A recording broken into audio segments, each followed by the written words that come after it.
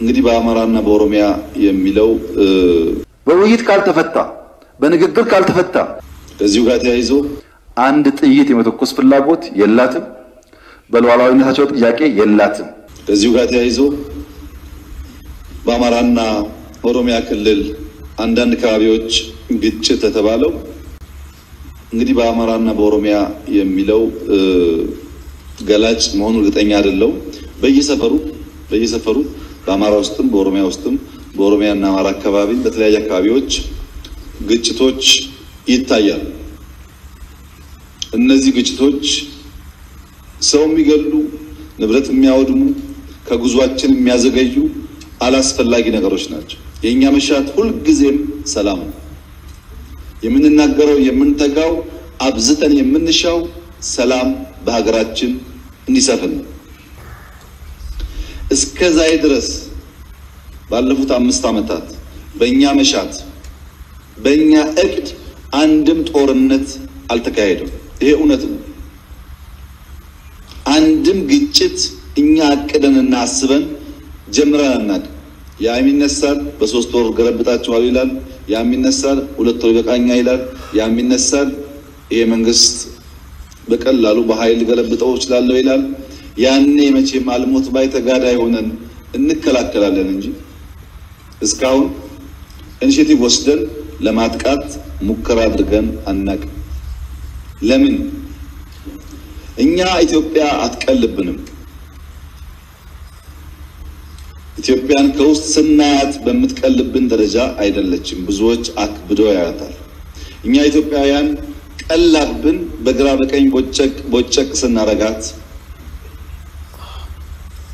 እና ስንከፋፍታት እኛ በቀደድነው እጃቸውን የሚሰዱ ያችን ብጫቂ ቀዳዳ የሚያሰፉ ለማስፋት ፍላጎት ያላቸው ኃይሎች ይጠቀሙበታል።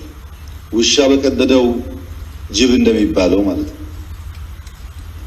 ሳታንስብን ሳንቦጫጭቃት ብንጠግናት ብንሰራላት ብናበለጽጋት ግን ሀገራችን ኢትዮጵያ እንደ ስመጥር ሀገራት መሆን የሚያስችል ብቃት አላት። ለዚህም ሀገራችንን ከሚያዳክሙ ህዝባችንን ከሚያውክ እርስ በርስ ከሚያገዳድል ነገር መጠበቅ ያስፈልጋል። አማራና ኦሮሞ በተደጋጋሚ እንዳነሳሁት ቢፈልጉም ባይፈልጉም በሰላም ለመኖር ያላቸው ምርጫ አንድ ብቻ ነው። የአንድ አባት ልጆች የአንድ ሀገር ዜጎች ወንድማማች መሆናቸውን አውቀው በተከባበረ አብሮ መኖር በሚያስችል ማንነት መጓዝ ብቻ ነው። ከዛ ውጭ ያለው አማራጭ ምንም ፋይዳም የለውም፣ ወደ ውጤትም አይወስድም።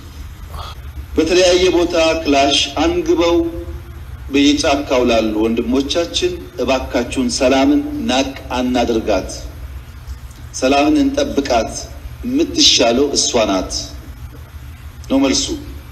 ለምሳሌ ኦሮሚያ አካባቢ ጥያቄ አለ፣ ኦሮሚያ አካባቢ ችግር አለ። ኦሮሚያ አካባቢ ያለውን ችግር ኦፌኮ የሚባል ፓርቲ በሰላማዊ መንገድ ከተማ ውስጥ ተቀምጬ በንግግር እታገላለሁ ካለ ሸኔን ከኦፌኮ ምን ይለየዋል? ኦፌኮን በሰላም የሚያታግል ሀገር ሸኔን በሰላም የማያታግል ሊሆን አይችልም። ወይም በአማራ አካባቢ ችግር አለ። ማዕድን የሚባለው ድርጅት ወይም አንድ ሌላ አብን የሚባል ድርጅት በሰላም መንገድ መታገል የሚችሉ ከሆነ ከዚያ ውጭ አማራጭ አለ ብለው የሚያስቡ ሰዎች ልክ እሱ የሰላሙን ምርጫ ለመከተል የሚከለክላቸውም ነገር የለም። አንደኛውን ሞራ አማራ ሌላኛውን ያነሰ አማራ ወይም ከፍ ያለ ኦሮሞ ዝቅ ያለ ኦሮሞ የሚያደርገው ጉዳይ የለም። ጥያቄ አለ ሊኖር ይችላል። ያን ጥያቄ ግን በሰላማዊ መንገድ መታገል እንችላለን። ጠብ መንጃ ማውረድና ሐሳብ መንጃ የሆነው መያዝ ያስፈልጋል። ጠመንጃ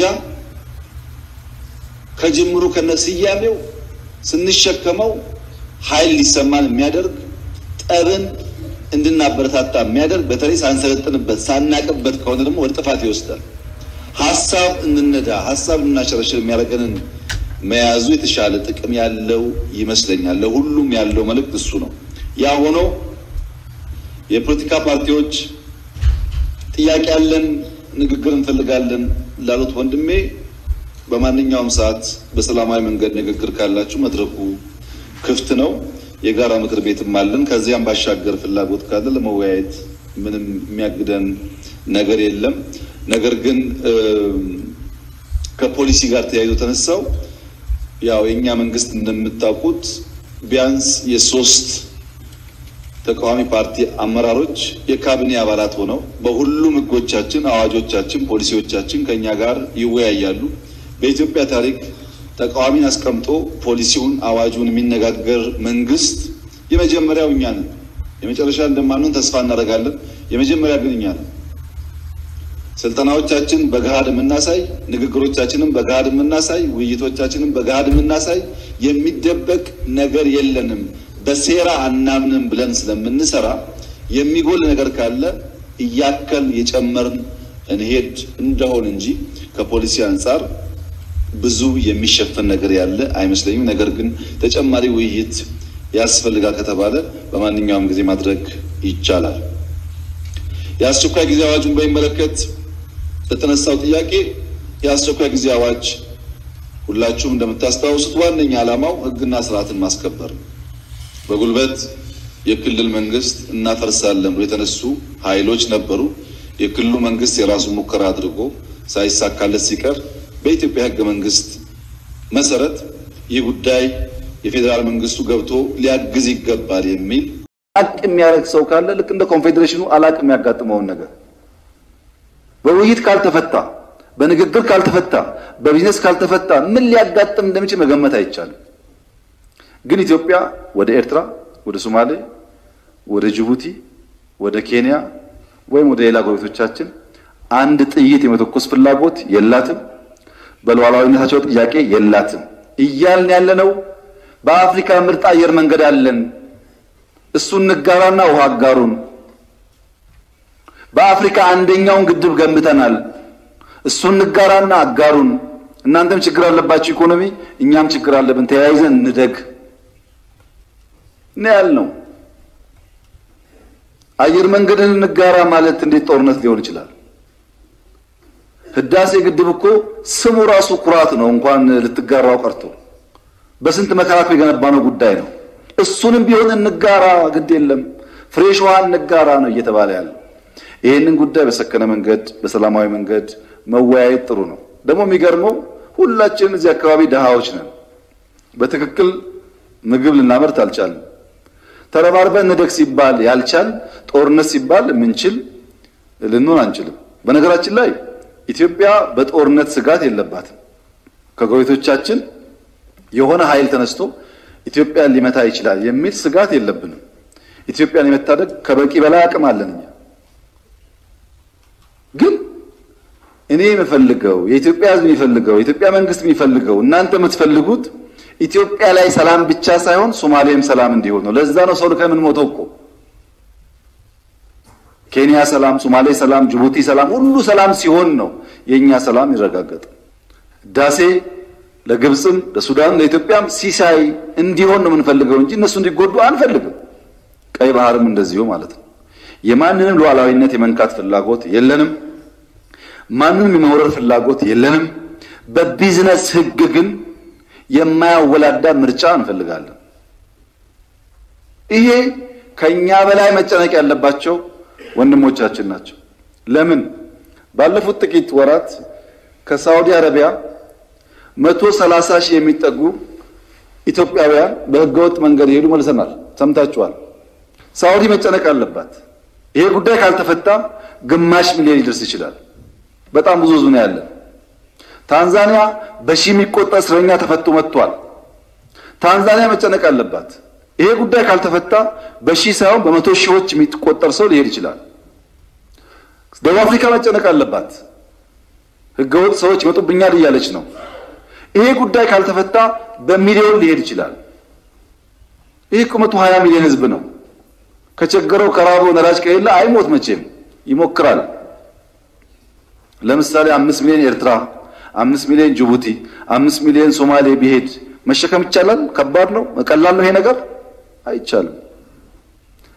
እና ወንድሞቻችን በከፋ መንገድ ከማየት ቁጭ ብሎ አጀንዳውን መነጋገር በቢዝነስ ህግ ማየት ጥሩ ነው።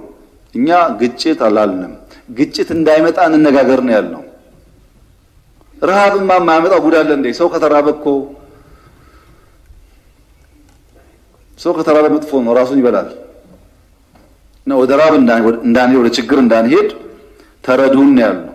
የዓለም መንግስታት፣ የአሜሪካ መንግስት፣ የቻይና መንግስት፣ የአውሮፓ መንግስታት፣ የሚድል ኢስት አረብ ሀገራት መንግስታት፣ የአፍሪካ መንግስታት ኢትዮጵያ ያልተገባ ጥያቄ ከህግ ውጪ ከቢዝነስ ውጪ እናም ሰላም ከሚያረጋግጥ መንገድ ውጪ ጠይቃ ከሆነ ያነጋግሩንና እረፉ ይበሉን ተዋዋለን።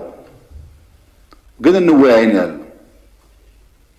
እንወያይ፣ እንነጋገር። ይሄ ጉዳይ በ2030 ኢትዮጵያ 150 ሚሊዮን ትገባለች።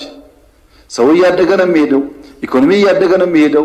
ጣጣ እንዳያመጣና ልጆቻችን እንዳይባላ አሁን መፍትሄ እናበጅለት ነው ያለው።